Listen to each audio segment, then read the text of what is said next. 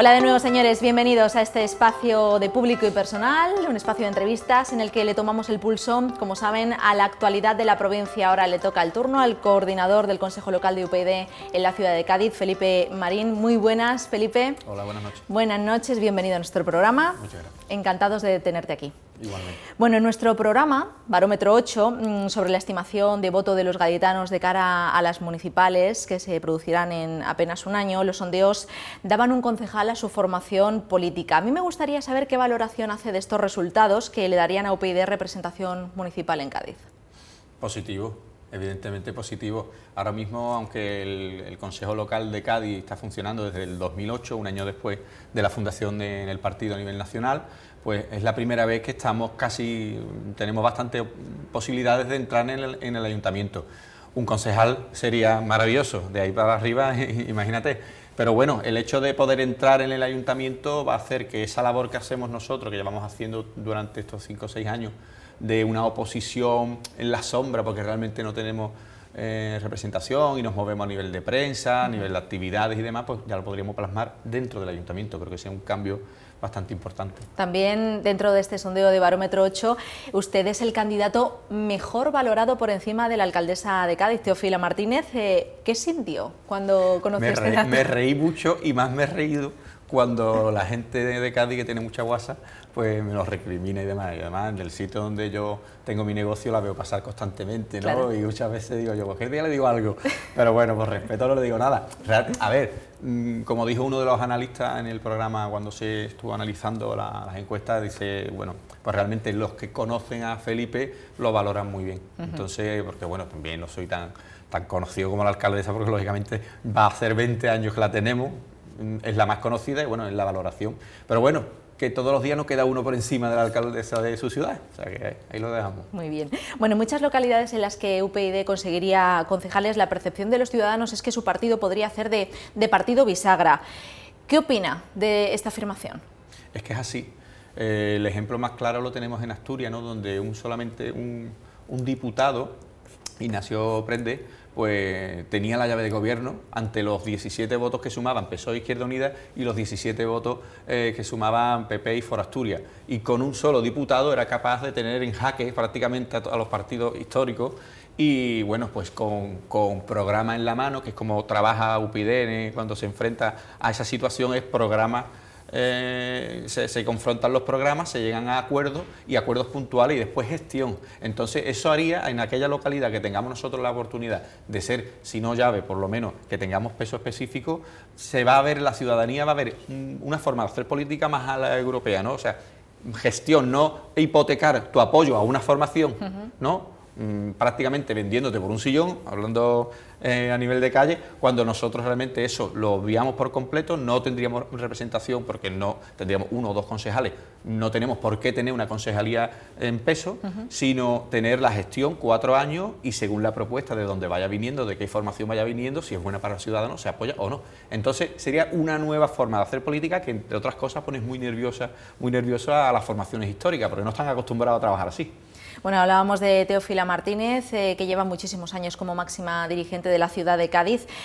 A mí me gustaría saber qué valoración hace usted de la gestión municipal en estos 18 años de mayoría absoluta. 20, ¿qué va a hacer? 20. Pues, a ver, en 20 años da para mucho, da para hacer cosas buenas, malas y regulares. Si yo tuviera que hacerle un calificativo, le pondría la de despilfarradora. Creo que la gestión del dinero que Cádiz ha podido tener, sobre todo en los primeros años 90, ¿no? La primera mitad de su largo mandato, donde se decía que España iba bien, bueno, realmente la economía avanzó y Cádiz vivió unos momentos, a nivel de paro y de crecimiento importante, pero se ha empleado mal el dinero, se ha empleado mucho en la campaña de autobombo, demasiado, y se ha gestionado de tal manera que hay muchos proyectos a medio hacer, y sobre todo es increíble la deslealtad que se le tiene al pueblo de Cádiz, tanto del PSOE como desde el PP, Ayuntamiento, Junta y Diputación, que esas pugnas políticas han lastrado Cádiz, que han convertido a Cádiz en una ciudad que va a cámara lenta, porque todos los proyectos tienen 8 o 10 años de antigüedad y están ahí todavía lastrados. Todavía estamos hablando de la Plaza de Sevilla, del Hotel de Valcárcel, bueno, ya si te hables un poco la bahía, el polígono de las Aletas, cuando te das cuenta que el ciudadano pasa a un segundo plano y nos convertimos en una partidocracia donde los intereses partidistas, en este caso Teófilo Martínez, Partido Popular, pues ha primado de cara a los gaditanos. ¿Y qué piensa de la oposición? Hablábamos ahora del equipo de gobierno. ¿Es una oposición buena, la de Cádiz? La oposición ha trabajado muy cómodo. Yo creo que los partidos que han estado en la oposición en estos casi 20 años se han acomodado. El rodillo de una mayoría absoluta hace trabajar de manera, quizá estén un poco motivados, pero de todas maneras, si nosotros desde UPyD, que somos un partido creciente, sin representación, hemos sido capaces de llevar propuestas al ayuntamiento con registro de entrada, como lo puede hacer cualquier ciudadano, cualquier colectivo, o sea, estamos haciendo una labor, incluso algunas ideas han sido cogidas por el ayuntamiento, como, sin ir más lejos, el tema de que el carnaval, intentar que la UNESCO declare el carnaval como como patrimonio inmaterial de la humanidad, igual que el flamenco, es una idea de UPyD que en un paquete de medidas del carnaval se registró para que hiciera buen uso, el que viera conveniente el ayuntamiento, y una de las cosas que cogió fue eso, por lo cual a nosotros nos llena de satisfacción. Y creo que la oposición se ha acomodado, ha jugado un poco a que está ahí ojo avisor, pero realmente se ponen las pilas un año antes de las elecciones, y podríamos jalar de hemeroteca y lo comprobaríamos. ¿Es entonces UPyD una alternativa buena en la corporación gaditana? Totalmente, totalmente, porque primero no contamos con esos lastres, ¿no? El pecado original que tiene cualquier partido. El partido nace en el 2007, además huyendo de todos los defectos de los partidos tradicionales. Aparte, la mayoría son ciudadanos que ya están hartos de estar excluidos en la vida política, en la vida social, y dan el paso. De hecho, cuando se acercan muchos gaditanos, te dicen, bueno, yo me gustaría participar, pero, a ver, yo soy electricista. Bueno, ¿y qué problema hay en que usted sea electricista, como si eres pensionista o como eres abogado? Entonces, se dan cuenta de que en UPyD, trabajando, colaborando en la medida que tú puedas, puedes participar en la vida política de tu ciudad. Entonces la motivación es extraordinaria. Me temo que la militancia de los otros partidos están más pendientes a apuntalar ese proyecto que nació hace ya bastantes años, en algunos una centuria, que en mirar por el ciudadano, por la ciudad, por el país, en fin. Creo que la militancia y el partido de Unión Progreso y Democracia irradia tanta positividad que como alternativa sería muy importante y daríamos mucha guerra, ¿eh? Y si efectivamente dentro de un año UPyD logra entrar en la corporación municipal y lo hace como oposición, ¿cuáles serían las líneas de trabajo del partido? Pues la que te acabo de comentar. Nosotros no sabemos si va a ser llave de gobierno o no. Esperamos, ¿no?, por el bien de la ciudad, que aunque las encuestas ponen que el Partido Popular volvería a repetir, la mayoría que no la haga con mayoría absoluta. Eso nos daría a la oposición, de entrar nosotros por supuesto, nos daría la oportunidad de trabajar por la ciudad, con proyectos, con papeles sobre la mesa, y qué proyecto es el mejor. Puede resultar que Izquierda Unida tenga una magnífica propuesta y esa es la que hay que apoyar, o el PSOE, o el PP, o nosotros, siempre mirando por el bien de la ciudad. Cuando eso funcione, cuando eso suceda, Cádiz va a dar un cambio cualitativo importante y se va a poner las pilas los que llevan las riendas de esta ciudad. Es que no queda otra. O esta ciudad se la arranca y cogemos ya la directa, o seguiremos en cámara lenta. Y si no forma parte de la oposición y forma parte del equipo de gobierno, ¿qué sería lo primero que haría? Pellizcarme, a ver si estoy soñando. Bueno, ahora mismo creo que sería muy prematuro decir que nosotros fuéramos capaces de tener la mayoría. Bueno, hay ciudades, por lo menos a nivel de población igual que Cádiz, ¿no?, quiero recordar como Torrelodones, que gobierna un grupo, una plataforma de ciudadanos, sí, y gobiernan con minoría, o sea, con una mayoría relativa. Y los otros partidos no le hacen moción de censura por la sencilla razón de que lo están haciendo bien. Son ciudadanos como tú y como yo. Entonces, eso te da el ejemplo a seguir de que, oye, que se puede, que quizá si somos capaces de llegar a ciudadanos y, oye, hay una oleada de votos afirmativos hacia nosotros, a lo mejor podríamos soñar, ¿no? Pero bueno, yo creo que lo importante es entrar, si es con 1, con 2, con 3, en breve, en un añito lo sabremos, y demostrarle a la ciudadanía que la política no todo es malo, que los políticos no son todos unos corruptos y que todos se meten en política para robar, sino que hay muchos ciudadanos con vocación de servir en todos los colectivos. puede ser asociaciones de vecinos, asociaciones humanitarias, cofradías y grupos de carnaval. En todos lados hay gente que tiene vocación de servir y en UPyD, por supuesto. En su opinión, ¿cuál es el principal problema que tiene la ciudad de Cádiz? Y teniendo en cuenta ese problema, ¿cuáles serían las soluciones? Yo creo que el principal problema es la deslealtad de las autoridades. Está claro que lo fácil es decir el paro porque es un grave problema, ¿no? Pero un problema estructural que viene derivado prácticamente la democracia, no la democracia en sí, el periodo democrático ha tratado mal a la provincia de Cádiz, a la ciudad de Cádiz. Pero el principal problema es que los que llevan las riendas de la ciudad no se ponen las pilas, se hacen muchas mesas por la industria, mesas por el empleo, pero buscan las fotos. Realmente después, por esas pugnas que estábamos hablando antes, no se ponen de acuerdo. Y nadie es capaz de dar un puñetazo en la mesa y decir, bueno, vamos a hacer lo que realmente necesita la ciudad. Te puedo decir que UPyD fue excluida de la mesa de la industria, cuando la industria, la Cámara competente de la industria es el Congreso, donde tenemos grupo parlamentario, tenemos 5 diputados, y aun nosotros demostrándole a los comités de empresa de astilleros de Navantia de Cádiz, con el acta del Congreso, donde hubo una propuesta de UPyD de traer la Armada Española reparada en la Bahía de Cádiz, que sería una inversión de 35 millones de euros, y fue tumbada por PSOE, PP, Izquierda Unida. Le mostrábamos nuestra vocación de pelear por la industria. Bueno, pues aún así fuimos excluidos de la mesa por la industria. ¿Por qué? Oye, que estamos demostrando de que mi partido, desde Madrid, desde el Congreso, está peleando por la industria en Cádiz. Bueno, pues decidieron que no teníamos que estar, porque no teníamos representación en Diputación, ¿no? De hecho, el Partido Andalucista sí tenía representación. Bueno, pues aquella mesa de la industria tuvo sus fotos, tuvo sus 2 o 3 reuniones, tendrían su comidita o lo que sea, y ahí quedó. Yo creo que si nosotros hubiéramos entrado, seguramente estaríamos empujando y a lo mejor lo hubiéramos puesto a trabajar, y quizás eso es lo que no nos gusta, ¿no? Que te pinchen por detrás y te achuchen un poquito. Bueno, Felipe, ¿y tiene UPyD un modelo de ciudad para Cádiz diseñado? Sí, nosotros, a ver, nosotros transportamos realmente las inquietudes del ciudadano a los grupos de trabajo que tenemos creados dentro de la organización interna del Consejo Local.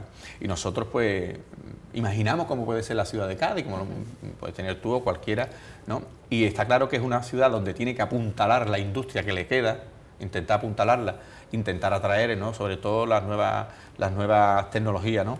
Es verdad que el sector servicios se tiene todavía que afianzar más, y el turismo, que es la gran panacea que todavía en Cádiz no termina de calar. Realmente trabajar, que tenemos ahora el maná de los cruceristas, que también un poco leyenda urbana, porque desgraciadamente la competencia de localidades de la Bahía y Sevilla, que es un peso importante, nos resta muchos ingresos. Eso hay que intentar mitigarlo, y si queremos ser una ciudad turística nos lo tenemos que creer, tanto las autoridades como los ciudadanos, y hacer una ciudad atractiva, y en esos pilares la ciudad podría ir mitigando, por supuesto, el desempleo. Bueno, Felipe, usted es una persona muy vinculada a las tradiciones de su ciudad, sobre todo al carnaval. A mí me gustaría saber si usted apuesta por el carnaval como fuente de riqueza y de empleo para la ciudad de Cádiz. Como decía aquel, me llena de orgullo y satisfacción. En el 2011, el único partido que tenía un díptico solo y exclusivamente para el carnaval éramos nosotros. Nosotros ya en el 2011 trabajábamos con la idea del carnaval no como industria como tal, sino como generador de ingresos. Es hablar con cualquier carnavalero de los grandes, ¿no?, de un Cel, un Cherry, un Tino Tobar, y te cuentan cómo por el resto de España, como se dice, mueren con Cádiz, mueren con el carnaval. Entonces ahí vienen muchos ávidos de escuchar carnaval durante todo el año, y eso no se explota. Como ejemplo valga, ¿cuánta gente va de toda España a Madrid a ver ahora el Rey León, ¿no? Bueno, un espectáculo grandioso, bueno, todos lo sabemos. ¿Cuánta gente no estaría dispuesta a venir a Cádiz con un paquete de 1 noche, 2 noches, a ver un espectáculo en el Falla o en el Pemán cuando termine, que lleva 5 años cerrado, gratuitamente, entre otras cosas? Donde hay un espectáculo, no solo una exposición de agrupaciones tal y cual, sino un poco como Antonio Martínez Ares hizo con una obra de teatro. ¿Sí? ¿Sería ese espectáculo capaz de atraer turistas nacionales? Por supuesto. A menor escala, con otros festivales de verano, durante todo el año, por supuesto. Esto es trabajar tanto con las agrupaciones, con las asociaciones que los representan y con los turoperadores. Y seguro que nosotros podemos traer un dinero extraordinario a Cádiz, que ahora mismo parece ser que las autoridades no le dan ese valor, pero que está llenando no pocas neveras el carnaval, ¿eh? en Cádiz, por desgracia. No hay barcos para construir, habrá que cantar. Bueno, en los últimos años, Felipe, se ha producido una importante pérdida de población, especialmente lo que respecta a jóvenes formados. Yo no sé si UPyD tiene la clave para poder frenar esto. Hombre, en los años 90 los que pertenecemos a la clase media sufrimos esa diáspora, ¿no?, a localidades de la bahía. En Cádiz, para tener un piso o estabas en exclusión social o tenías un estatus muy grande y pagabas lo que te pedían. Entonces, realmente te das cuenta de que ya estos que nos marchamos en los 90, a principios de la década de los 2000, a vivir en la bahía, ya empezamos a hacer vida allí. Por lo cual repercute en la economía de la ciudad. Ya sales por la zona de San Fernando, ya sales por la zona de Chiclana, ya no vienen, tus hijos están ya acostumbrados a vivir por allí, entonces eso pierde Cádiz. La única manera es intentar por todos los medios atraer todos los que nos marchamos. Yo vivo en Puerto Real, todos los que nos marchamos, cuando hablamos de esto de si me toca una lotería, ¿no?, decimos, y me compro un piso en Cádiz. O sea, ese sentimiento de volver a Cádiz lo tenemos que atraer. Tenemos un parque de vivienda vacío tremendo. Habría que incentivar al alquiler, habría que incentivar al regreso, un plan regreso, digámoslo así, sí. Y yo estoy convencido de que la gente daría el paso, si la economía se mejora, la gente daría el paso a regresar a Cádiz. Necesitamos traer, y la población está muy envejecida, eso no es bueno para la ciudad. Creo que se tenía que trabajar, por supuesto, con las demás autoridades y con la Junta de Andalucía. Bueno, usted es padre de 2 niñas, a mí me gustaría saber cómo se siente al pensar en el futuro de esas 2 pequeñas. Bueno, 2 niñas ya con 11 y 14, ya no son ya tan no son niñas. Tan niñas. Ahora entra la época mala. Y lo hablamos mucho yo con mi mujer, ¿no? Yo a mi mujer le digo que se tiene que mentalizar de que las niñas se tienen que marchar. Esta ciudad no da oportunidades. Hombre, uno siempre desea que sus hijos pues tengan una buena posición, que estudien por supuesto lo que quieran, que se desarrollen profesionalmente, ¿no? Pero no Cádiz, la bahía de Cádiz, ¿no? Pensemos siempre en mancomunidad, la bahía de Cádiz no da esas oportunidades que yo, por ejemplo, a mis hijas me gustaría imaginar, ¿no? Desgraciadamente también nos enfrentamos con que ha habido una involución en los derechos de los trabajadores, difícil de recuperar, habría que intentarlo, por supuesto, ¿no? Porque es penoso que una persona que esté trabajando y que venga a ganar el mileurista, que antes era un pobre desgraciado, ahora es un privilegiado, pero con 1.000 euros. Hoy día hay quien tiene que todavía a su madre darle de vez en cuando su olla de menudo y hacerle, si tiene niños, le compra los pañales, porque es que no llega. Entonces, realmente para mis hijas, pensando en la pregunta que tú me estás diciendo, el futuro parece que está no más allá de Cortadura, sino prácticamente más allá hasta de los Pirineos. Aquí no conoce gente que ha salido, está en Europa, está en Latinoamérica, incluso en Estados Unidos. Españoles por el mundo, ¿no? Que hay un programa por ahí, pues me temo que por ahí van los tiros. Bueno, y hablando de los jóvenes, ¿cree usted que hay una cierta dejadez en los jóvenes para luchar por su propia ciudad, para luchar por Cádiz? Muy buena cosa me ha dicho. Hombre, yo que nací en una época convulsa de Cádiz, ¿no? Donde cuando ya uno tiene uso de razón, en los años 80, vio tantas batallas campales, ¿no? En la lucha obrera, de astilleros y demás, y los años 90, donde hubo también mucho movimiento estudiantil. Cuando uno ya está ayudito y se codea por el tema del carnaval, yo me he juntado con mucha gente joven, y yo se lo reprocho. Digo, es que no tenéis sangre ninguna, es que hay que pelearlo, hay que tirarse a la calle, manifestarse en los distintos colectivos que te sientas representado y pelear. Realmente creo que ahora la sociedad está un tanto domesticada. Yo creo que a Cádiz le hace falta ese puntito de rebeldía, una rebeldía bien entendida, ¿no? No quiero hacer una apología aquí de nada, pero que realmente cuando te vas a las manifestaciones convocadas por colectivos, por sindicatos y acudes 5 o 6 veces, te das cuenta que somos los mismos.